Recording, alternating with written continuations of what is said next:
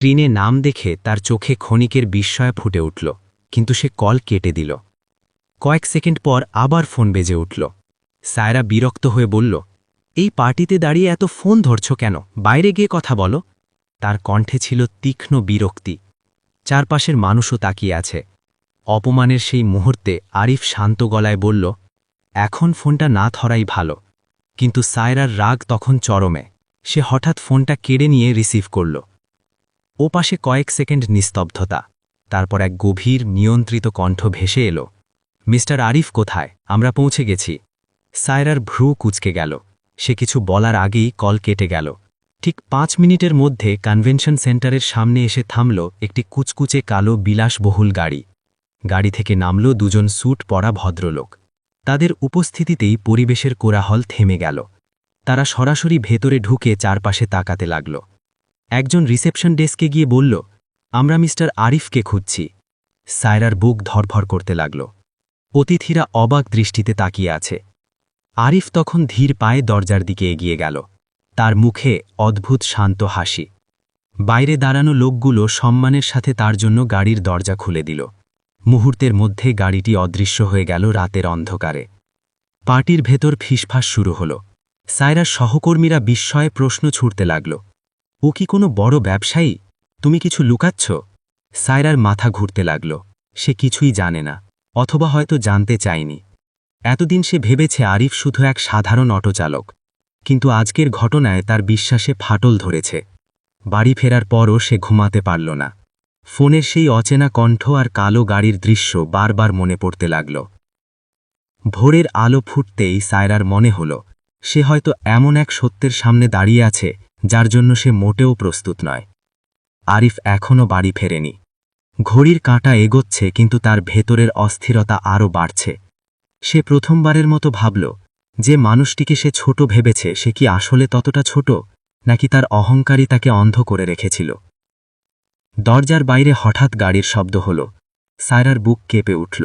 দরজার বাইরে গাড়ির শব্দ থামতেই সায়রার বুকের ভেতরটা ধক করে উঠল। জানালার ফাঁক দিয়ে সে দেখল সেই একই কালো বিলাসবহুল গাড়ি। কয়েক সেকেন্ড পর দরজা খুলে ভেতরে ঢুকল আরিফ, কিন্তু সেই যেন আগের সেই সাদামাটা মানুষটি নয়।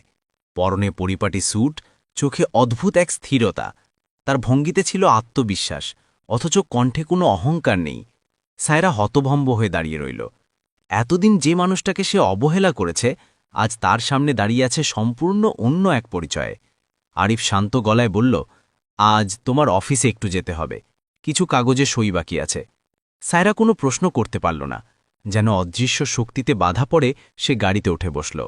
গাড়ি এসে থামল রহমান কর্পোরেশনের সদর দপ্তরের সামনে। অফিসের কর্মচারীরা অস্বাভাবিক রকমের ব্যস্ত। ভেতরে ঢুকতেই ম্যানেজার প্রায় দৌড়ে এসে আরিফকে অভিবাদন জানালেন। সেই দৃশ্য দেখে সায়রার চোখ কপালে উঠল। কনফারেন্স রুমের বিশাল টেবিলের মাথায় গিয়ে আরিফ বসতেই সবাই দাঁড়িয়ে পড়ল। কয়েক মুহূর্তের নিস্তব্ধতার পর আরিফ ধীরে বলল, পরিচয়টা দেওয়ার সময় এসেছে সায়রা। আমি শুধু একজন অটোচালক নই, আমি এই কোম্পানির প্রতিষ্ঠাতার একমাত্র উত্তরাধিকারী। 4 বছর আগে বাবার মৃত্যুর পর পুরো দায়িত্ব আমার ওপর আসে। কিন্তু আমি সিদ্ধান্ত নিয়েছিলাম, মানুষের ভালোবাসা আর সম্মান টাকার জন্য আসে নাকি মানুষের জন্য তা নিজে চোখে দেখব। তাই সাধারণ জীবন বেছে নিয়েছিলাম। তার কণ্ঠে ছিল না গর্ব, ছিল শুধু ক্লান্ত সত্য। সায়রার মাথা ঝিমঝিম করতে লাগল। সে মনে করতে লাগল প্রতিটি মুহূর্ত, অপমানের শব্দগুলো, ডায়েরিটা ফেলে রাখা, পার্টিতে অস্বীকার করা পরিচয়। তার চোখ ভিজে উঠল। সে কাপা গলায় বলল, তুমি আমাকে পরীক্ষা করেছিলে? আরিফ মাথা নাড়ল, না, জীবনই পরীক্ষা নিয়েছে। আমি শুধু চেয়েছিলাম তুমি মানুষটাকে ভালোবাসো, অবস্থানকে নয়। এরপর টেবিলের ওপর রাখা 2টি খাম সামনে এগিয়ে দিল আরিফ। একটায় তোমার স্থায়ী প্রমোশন ও ডিরেক্টর পদের অনুমোদন, আরেকটায় আমাদের বিবাহ বিচ্ছেদের কাগজ। সিদ্ধান্ত তোমার। কনফারেন্স রুমে উপস্থিত সবাই নিঃশ্বাস বন্ধ করে আছে। সায়রার মনে হল সময় থমকে গেছে। সাফল্যের যে শিখরে ওঠার স্বপ্ন সে এতদিন দেখেছে তা হাতের মুঠোয়, কিন্তু তার চেয়েও বড় প্রশ্ন, সে কি সেই মানুষটাকে হারাবে যে তার দারিদ্র্যের দিনে ছায়ার মতো পাশে ছিল? সায়রা ধীরে ধীরে মেঝেতে বসে পড়ল। চোখ থেকে অঝরে জল গড়াতে লাগল। আমি ভুল করেছি আরিফ, সাফল্য আমাকে অন্ধ করে দিয়েছিল। তুমি যদি আজ আমাকে ছেড়ে যাও, আমি শুধু স্বামীকে হারাবো না, নিজের সম্মানও হারাবো। তার কণ্ঠ ভেঙে যাচ্ছিল। কয়েক সেকেন্ড নীরবতার পর সে ডিভোর্সের কাগজটা হাতে নিয়ে ছিঁড়ে ফেলল। তারপর প্রমোশন লেটারটা টেবিলে রেখে বলল, আমি পদ চাই না, আমি মানুষটাকে চাই, আবার শুরু করতে চাই। আরিফ গভীরভাবে তার দিকে তাকাল। তার চোখে কঠোরতা ধীরে ধীরে নরম হল। সে বলল, ক্ষমা পাওয়া সহজ নয়, কিন্তু অনুতাপ যদি সত্যি হয় তবে নতুন পথ তৈরি হয়। সে প্রমোশন লেটারটা আবার সায়রার হাতে দিল। তুমি তোমার যোগ্যতায় এই পদে থাকবে, তবে মনে রেখো, পদমর্যাদা কখনো মানুষের পরিচয় নয়। কয়েক মাস পর সায়রাকে আর কেউ অহংকারী বলে না।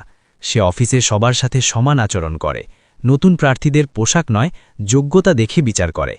আরিফ আবার সাধারণ পোশাকেই কখনো কখনো অফিসে আসে, কিন্তু এবার তাকে কেউ অবহেলা করে না, কারণ সবাই জানে মানুষকে ছোট করে দেখা মানে নিজের মানকেই ছোট করা। গল্পটা এখানেই শেষ নয়, এটা এক শিক্ষার শুরু। দামি গাড়ি, উঁচু পদ, ঝলমলে আলো সবকিছু এক মুহূর্তে ম্লান হয়ে যায় যদি সম্মান আর ভালোবাসা না থাকে। আর যে মানুষটি নিঃস্বার্থভাবে পাশে থাকে সেই আসল সম্পদ। এরকম আরও নিত্য নতুন